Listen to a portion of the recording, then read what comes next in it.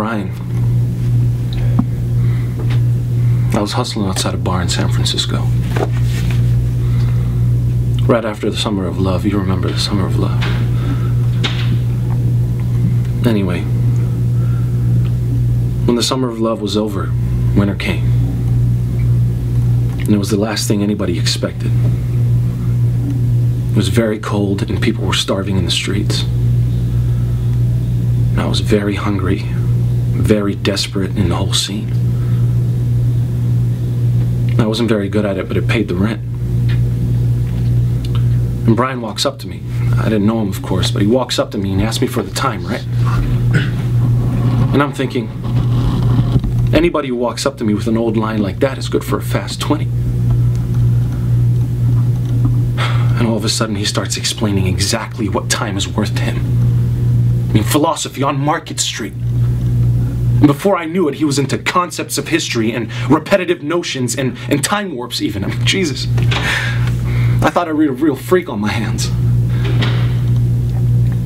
You know, and then he kept talking and talking and talking, and I'm thinking, you know, I've got to score soon because it's getting late and I'm hungry and I really need that bread. But I can't get rid of him. I can't.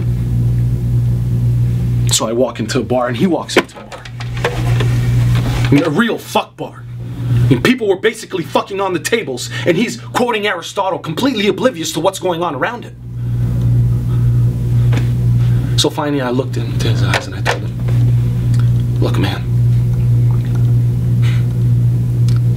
you know, I haven't eaten in a long time and I've got a headache, so why don't we talk business before I starve to death?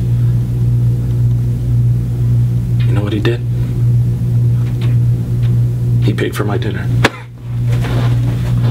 And I couldn't believe it. And he never stopped talking, never. But before he left, I lifted his wallet. It doesn't matter anyway, because I returned it the next day. And I don't know why, but I just did.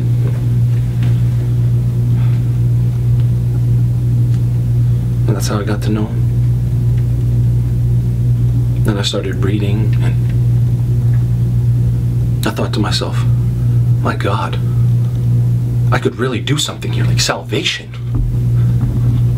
And then we talked and talked endlessly about time equals change, equals freedom, equals... I don't know, what am I talking about? That's right. I mean, it's not enough. I mean, these are 10,000 pages of paragraph garbage. That's what it is. It's just words. I mean, we're dying here, lady. That's what it's about. Brian looks at me and I can see it in his eyes. I mean, you can do the pills and the syringes. You can play games with the x-rays and cotton swabs, but it's not going to change it. You can clean up his mucus and his blood and his piss and the excrement. You can burn his sheets and boil his clothes, but it's still there. You can smell it on him and you can smell it on me.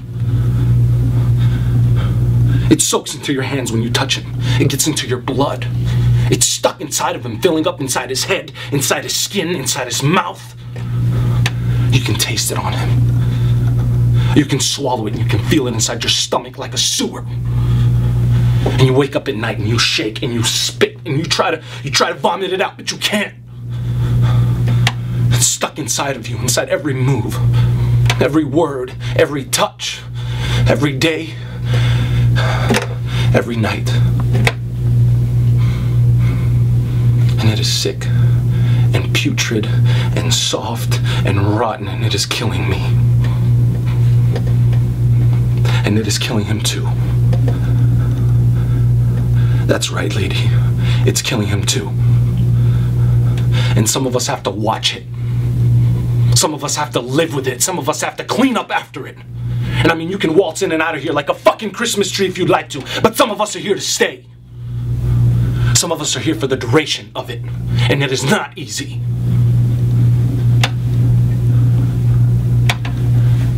So I think it's time for you to pick up your little screwing trophies and went home. You can let yourself out too when you're ready.